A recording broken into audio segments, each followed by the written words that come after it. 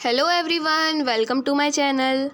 आज हम पढ़ेंगे सेल डिवीज़न के बारे में। और सेल डिवीज़न के अंदर हम पढ़ेंगे कि माइटोसिस क्या होता है और मियोसिस क्या होता है और इनमें डिफरेंसेस क्या होते हैं। तो सबसे पहले जानते हैं सेल डिवीज़न क्या होता है। एक ऐसी प्रोसेस जिससे नए सेल्स बनते हैं उसको हम सेल डिवीज़न बोलते हैं। कितना ईजी है। एक ऐसी प्रोसेस जिससे कि सेल डिवाइड होके नए सेल्स को फॉर्म करता है। पहले तो जानते हैं सेल बनते क्यों हैं, क्या ज़रूरत है सेल की हमारी बॉडी के अंदर। तो जैसे किसी बड़ी सी बिल्डिंग को बनाने के लिए हमें बहुत सारी ईंटों की ज़रूरत होती है, उसी तरह हमारी इतनी बड़ी बॉडी को चलाने के लिए हमें बहुत सारे सेल्स की ज़रूरत होती है। हमारी बॉडी का स्ट्रक्चर कौन फॉर्म करता है? सेल्स। हमारी बॉडी में फंक्शन कौन परफॉर्म करता है? सेल्स। हमारी बॉडी की सबसे छोटी यूनिट क्या है? सेल्स। तो सेल्स बहुत ज़रूरी होते हैं। अब ये सेल्स जो होते हैं ये काम करते करते पुराने हो जाते हैं, ओल्ड हो जाते हैं। तो अब इनको रिप्लेस भी करना पड़ेगा। डेड भी हो जाते हैं कभी कभी, तो उनको भी रिप्लेस करना पड़ेगा। कुछ सेल्स इंजर्ड भी हो जाते हैं, यानी उनमें चोट लग जाती है काइंड ऑफ, तो उनको भी रिपेयर करना पड़ेगा। और हमारी बॉडी को ग्रोथ तो करते रहना है हमेशा। तो ग्रोथ कैसे होगी? जब नई सेल्स बनेंगे। तो समझे कि नई सेल्स क्यों बनने चाहिए। अब ये नए सेल बनेंगे दो तरीके से, यानी सेल डिवाइड होगा दो तरीके से। पहला होगा माइटोसिस, दूसरा होगा मियोसिस। माइटोसिस में ऐसा होगा कि हमारी बॉडी में पहले से कोई सेल प्रेजेंट होगा। अब वो सेल होगा पेरेंट सेल।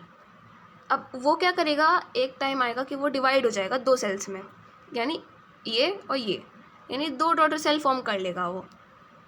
एक पेरेंट सेल ने दो डॉटर सेल बनाए और ये असेक्सुअल रिप्रोडक्शन है, इसमें सेक्सुअल रिप्रोडक्शन इंक्लूड नहीं है। तो इस वजह से इसको हम माइटोसिस बोल रहे हैं। अब आते हैं मियोसिस पे। इसमें भी क्या होगा, हमारी बॉडी में कोई सेल होगा। अब वो सेल कौन सा होगा? वो होगा जर्म सेल्स। जर्म सेल क्या होता है? जो कि मेल में स्पर्म को फॉर्म करता है और फीमेल में ओवम या एग को फॉर्म करता है, जो कि बाद में फर्टिलाइजेशन में पार्टिसिपेट करते हैं और रिप्रोडक्शन करते हैं। तो मियोसिस में क्या होगा, कोई भी जर्म सेल होगा जो कि पेरेंट सेल होगा, ये 4 नए डॉटर सेल्स में डिवाइड हो जाएगा। इस तरह से मियोसिस होगा। तो सेल डिवाइड होके नए सेल्स बना रहा है, इसी को हम सेल डिवीजन बोल रहे हैं। माइटोसिस और मियोसिस को अच्छे से पढ़ते हैं आप। Types of cell division, mitosis and meiosis. Mitosis occurs in somatic cell, meiosis occur in germ cells. तो पहले तो ये समझते हैं सोमेटिक सेल और जर्म सेल होते क्या हैं। देखो, जर्म सेल वो होते हैं जो कि मेल में स्पर्म और फीमेल में एग को बनाते हैं। तो मियोसिस जर्म सेल्स में होता है और माइटोसिस सोमेटिक सेल में होता है। सोमेटिक सेल क्या होते हैं? जर्म सेल के अलावा हमारी बॉडी में जितने भी सेल्स हैं वो सब सोमेटिक सेल्स हैं, जिससे हमारी बॉडी बनी हुई है। अगला देखेंगे, second point, mitosis helps in growth and repair of injured cells and to replace old and dead cells। हमारी बॉडी में ग्रोथ होगी, कैसे होगी? माइटोसिस की वजह से होगी। हमारी बॉडी में कोई इंजर्ड सेल है, वो रिपेयर होगा, कैसे होगा? माइटोसिस की वजह से। कोई ओल्ड सेल है, वो कौन रिप्लेस करेगा? माइटोसिस से बना हुआ नया सेल। कोई डेड सेल है, वो कौन रिप्लेस करेगा? माइटोसिस से बना हुआ नया सेल। मियोसिस का सेकेंड पॉइंट देखेंगे, responsible for production of male and female gamete in sexual reproduction. तो मियोसिस में क्या होगा कि सेक्सुअल रिप्रोडक्शन होगा और उसके ज़रिए जो जर्म सेल होंगे वो मेल में स्पर्म यानी कि मेल गैमीट और फीमेल में एग यानी कि फीमेल गैमीट को फॉर्म करेंगे। ठीक है। थर्ड पॉइंट देखेंगे, mitosis 2 daughter cells are formed. इसमें 2 डॉटर सेल बनेंगे, ये मैंने आपको पहले ही बता दिया। मियोसिस में 4 डॉटर सेल बनेंगे। माइटोसिस में daughter cells have same number of chromosome as the parent cell. और अच्छा, ये समझते हैं ये पॉइंट क्या है। देखिए, माइटोसिस जो होता है इसमें सपोज कीजिए कि ये पेरेंट सेल है, इसमें 46 क्रोमोसोम है। कितने हैं? 46 क्रोमोसोम।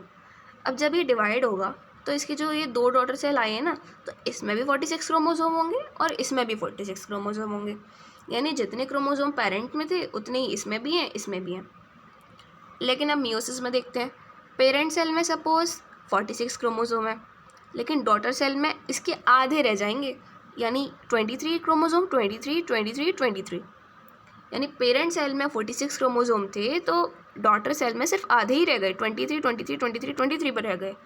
इन सब में 23, 23 आएंगे, ठीक है। यानी कि क्रोमोसोम्स जो हो रहे हैं ये इसमें रिड्यूस हो रहे हैं मियोसिस में, और माइटोसिस में जितने क्रोमोसोम्स पहले प्रेजेंट थे उतने ही डॉटर सेल में आ रहे हैं, तो बराबर रह रहे हैं।